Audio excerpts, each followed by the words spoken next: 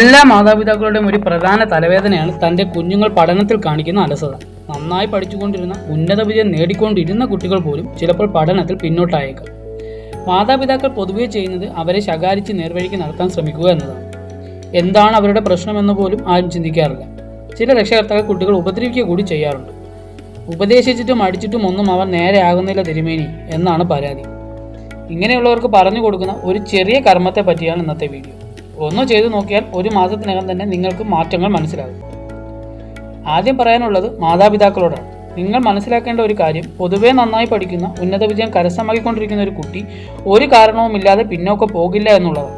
ഒന്നുകിൽ വീട്ടിലെ സാഹചര്യങ്ങളാകാം അവരെ പിന്നോട്ട് നയിക്കുന്നത്. വീട്ടിലെ സമാധാനക്കുറവ് കുട്ടികളുടെ പഠനത്തെ എന്ന് മാത്രമല്ല അവരുടെ മാനസിക നിലയെ മൊത്തത്തിൽ ബാധിക്കുന്ന ഒരു കാര്യമാണ്. രക്ഷകർത്താക്കൾക്ക് പല പ്രശ്നങ്ങളും ഉണ്ടായിരിക്കും, ഇല്ല എന്ന് പറയുന്നില്ല.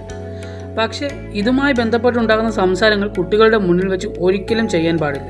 ഒഴിവാക്കുക പൂർണ്ണമായി. സ്ഥിര പല്ലവിയായി സങ്കടങ്ങളും ദേഷ്യങ്ങളും കേൾക്കുകയും കാണുകയും ചെയ്യുന്ന കുട്ടി പഠനത്തിലെന്ന് മാത്രമല്ല എല്ലാ കാര്യങ്ങളിലും പുറകോട്ട് പോകും. പഠനത്തിൽ കുട്ടികൾ പിന്നോട്ട് പോകുന്നതിൻ്റെ രണ്ടാമത്തെ കാര്യം മറ്റുള്ളവരുടെ വിളിദോഷവും നാവേറും കണ്ണേറും ഒക്കെ ആകാനുള്ള സാധ്യതയുമുണ്ട്. മനഃപൂർവ്വം ഒരു കുട്ടിയുടെ പഠനം തകർക്കാൻ വേണ്ടി മറ്റുള്ളവർ ഇങ്ങനെ ചെയ്യുമെന്നല്ല പറഞ്ഞു വരുന്നു. തൻ്റെ മക്കളെക്കാൾ മറ്റൊരു കുട്ടി മുന്നിലെത്തുമ്പോൾ ഏതൊരു രക്ഷകർത്താവിനും മുന്നിലെത്തുന്ന കുട്ടിയോട് ഒരു അസൂയ തോന്നാൻ സാധ്യത ഏറെയാണ്.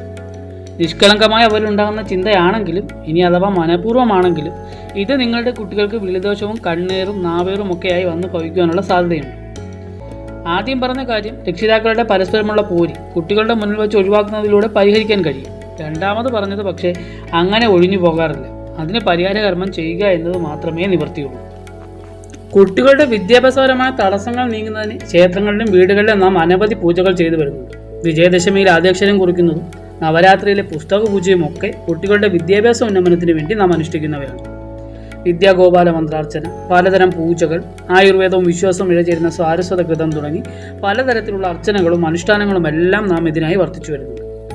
അവയ്ക്കൊപ്പം ഇന്ന് ഈ പറയുന്ന കർമ്മങ്ങൾ കൂടി അനുഷ്ഠിച്ചാൽ വിദ്യാപരമായി നിലനിൽക്കുന്ന എല്ലാ കഷ്ടതകളും മാറി കുട്ടികൾ പഠന മികവിലേക്ക് തിരിച്ചു വരുമെന്നത് ഉറപ്പായ കാര്യമാണ്. ഈ കർമ്മം നാം അനുഷ്ഠിക്കുന്നത് പരമശിവഭേദമായ ദക്ഷിണാമൂർത്തി സ്വാമിക്ക് മുന്നിലായാണ്.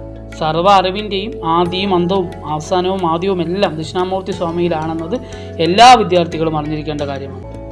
പ്രപഞ്ചത്തിലെ എല്ലാ അറിവുകളും സംസിദ്ധമാക്കിയിട്ടും ഒന്നിനും ഒരു പൂർണ്ണതയില്ല എന്ന് വിലപിച്ചിരുന്ന ഋഷിമാർക്ക് മുന്നിൽ ഒരാലിൻ്റെ ചുവട്ടിൽ ശിവഭേദമായ ദക്ഷിണാമൂർത്തി സ്വാമി ചിന്മുദ്രയോടുകൂടി പ്രത്യക്ഷപ്പെടുകയും ഇവരുടെ സംശയ നിവാരണം നടത്തുകയും ചെയ്തു. ഇത്തരത്തിൽ നാം ആരാധിക്കുന്നത് ഒരു ജ്ഞാനസ്വരൂപമാണ് ദക്ഷിണാമൂർത്തി സ്വാമി. എന്താണ് കർമ്മം എന്ന് പറഞ്ഞത്? ഇതിനായി ശുദ്ധമായ ഒരു ഗ്ലാസ് നമുക്ക് വേണം. അടുക്കളയിൽ ഉപയോഗിക്കുന്നതാകരുത് കേട്ടോ. ഉപയോഗിക്കാതെ മാറ്റി വെച്ചിരിക്കുന്ന ഒരു ഗ്ലാസ് ഉണ്ടെങ്കിൽ അതെടുക്കാം. അതില്ല എങ്കിൽ പുതുതായി ഒന്ന് വാങ്ങുന്നതാണ് ഉത്തമം. ഒരല്പം കൽക്കണ്ടോ തേനോ പഞ്ചസാരയോ ശർക്കരയോ ഇതിലേതെങ്കിലും ഒന്നുകൂടി നാം വാങ്ങിക്കേണ്ടതായിട്ടുണ്ട്. അതും അടുക്കളയിൽ നിന്ന് എടുക്കാതിരിക്കുക. ശുക്ലപക്ഷത്തിലെ തിങ്കളാഴ്ച പരമശിവനും ബുദ്ധിയുടെ കാരകത്വം വഹിക്കുന്ന ചന്ദ്രദേവനും പ്രാധാന്യമുള്ള ദിവസമാണ്. അങ്ങനെ കർമ്മം ചെയ്തു തുടങ്ങുന്നതിന് ഈ ദിവസമാണ് ഉത്തമം. പുലർച്ചെ 6 മണിക്ക് മുൻപെങ്കിലും കർമ്മം അനുഷ്ഠിക്കാൻ ശ്രമിക്കുക. ദേഹശുദ്ധി വരുത്തി കുട്ടിയോടൊപ്പം രക്ഷകർത്താവിനും കർമ്മത്തിൽ പങ്കാളിയാകാം. ശുദ്ധി വരുത്തിയ ശേഷം ഒരു പൂജാമുറിയിലെത്തി ശിവഭഗവാന്റെ മുമ്പിൽ ഒരു നിലവിളക്ക് കത്തിച്ച് പ്രാർത്ഥിക്കുകയാണ് ആദ്യം വേണ്ടത്. ശേഷം ഒരു ഗ്ലാസ് വെള്ളം നേരത്തെ പറഞ്ഞ ഗ്ലാസ്സിൽ കിണറ്റിൽ നിന്ന് കോരിയെടുത്തതായാൽ ഉത്തമം. ഇതിൽ ഒരു വെളുത്ത പൂവ് കൂടിയിട്ട് നിലവിളക്കിന് മുന്നിൽ വയ്ക്കുക. ഒരു ചെറിയ പാത്രത്തിലോ തട്ടത്തിലോ നാം എടുത്ത തേനോ പഞ്ചസാരയോ ശർക്കരയോ എന്താണോ നാം എടുക്കുന്നത് അതുകൂടി നിലവിളക്കിന് മുന്നിലായി വയ്ക്കുക. ശേഷം വീണ്ടും പ്രാർത്ഥനയാണ്. സപ്തർഷികൾക്ക് ജ്ഞാനം പകർന്നു കൊടുത്ത ദക്ഷിണാമൂർത്തെ, അപ്രകാരം എൻ്റെ കുട്ടിക്കും ജ്ഞാനം പകർന്ന് അവൻ്റെ പഠനത്തിലെ തടസ്സങ്ങളെല്ലാം മാറ്റി മിടുക്കനാക്കിയിടണമേ എന്ന് പ്രാർത്ഥിക്കുക. 1 നാഴികയാണ് ഏറ്റവും കുറഞ്ഞത് പ്രാർത്ഥനയ്ക്ക് എടുക്കേണ്ടത്. 24 മിനിറ്റാണ് 1 നാഴിക നേരം.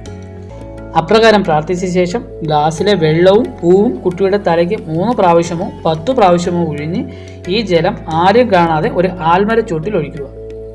വീട്ടിൽ ആൽമരം ഇല്ല എങ്കിൽ ഒരു തൈ വാങ്ങി അത് നട്ട് അതിൻ്റെ ചുവട്ടിൽ ഒഴിച്ചാലും മതി.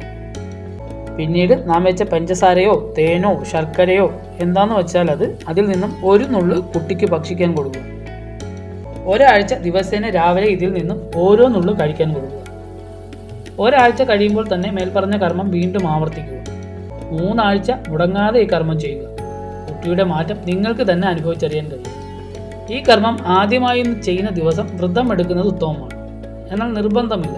മറ്റു ദിവസങ്ങൾ കർമ്മം ചെയ്യുമ്പോൾ വ്രതം എടുക്കേണ്ടതിൻ്റെയോ മത്സ്യമാംസാദികൾ ഒഴിവാക്കേണ്ടതിൻ്റെയോ ഒന്നും ആവശ്യകതയില്ല. ചെയ്ത് നോക്കി റിസൾട്ട് കിട്ടുന്നവർ കമൻറ്റ് ബോക്സിൽ രേഖപ്പെടുത്തണം.